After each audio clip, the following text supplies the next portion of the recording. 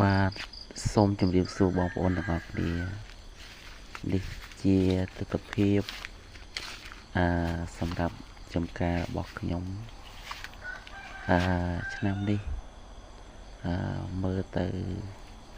ដំណាំទាំងអស់ដូចជាមានសភាពល្អជាងរាល់ឆ្នាំដូចជាមង្ឃុតនេះជាដើមអូ